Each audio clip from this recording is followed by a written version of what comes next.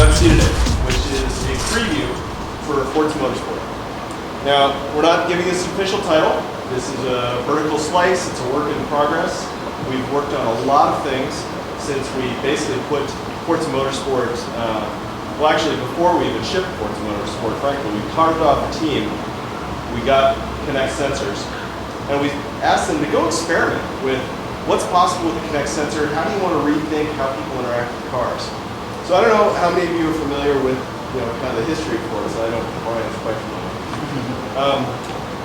This is our 5-year anniversary, and we feel pretty proud of where we've come in the last 5 years. Our goal has been to innovate in the racing space, and we feel good about where we've gone.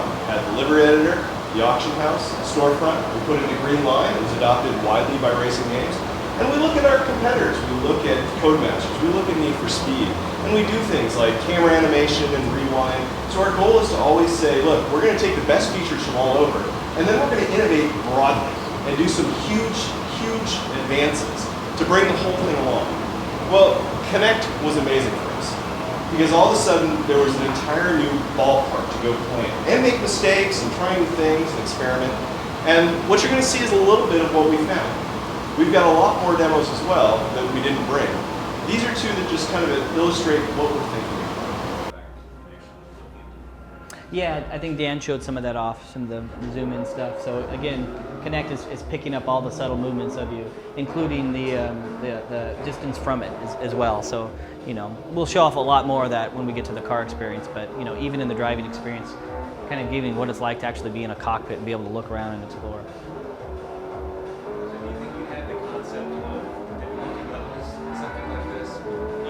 Do we have a concept of difficulty levels?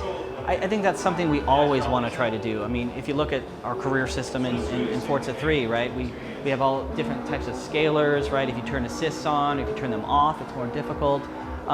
In this one, no. We really want to just to nail that immersive experience right away. But it's something that we've always done. So in the racing experience, you're kind of, you're in the cockpit, you're very limited. But here, I've got full range. I can walk up to the car, I can walk back, I can go around the car, I can lean to go faster. The entire car all around is open for me to explore. I can go around to the front. Not only, obviously this tracking, I can actually go down, can check out the finer details. I can lean to kind of scope out the parts of the car. Again, once we got this basic functionality, and it was just so exciting to us, right? Because it's like, wow, all of a sudden, I don't have to manually choose all these parts. I'm actually being able to walk up and see the things that I want to see. The biggest analogy to be drawn that we took to heart as a team was thinking about each car as its own level. When you sort of think of the car the power of 10, that if you're going down a level, down a level, down a level, down a level, when you get to the level of detail we're capturing here, every car is completely unique. I mean, the difference between a 325 and a 335 or 328 is very different even at this level. So when you look at the difference between a Ferrari and Lamborghini, it's a huge difference. And we wanted the player to be able to explore the car and find kind of interesting tidbits and delight around every corner where they're like, so it's more like a power-up in Crackdown, that you're searching and searching for it. So what we've done is we've built what we call our points of interest system. So when I raise my hand, all of a sudden these points highlight to me to kind of highlight the cool, interesting things about the car, right? And these are all car specific, right? So these are things that will only be detailed about this car.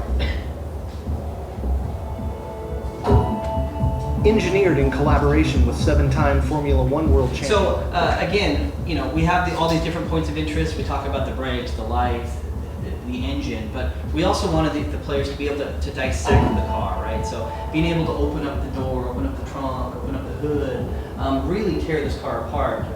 The analogy used is from like the movie Big. Tom Hanks is in the limo and he's pressing buttons and he's doing all this. He's really excited about this. His first time in this thing. We want people to have that same experience.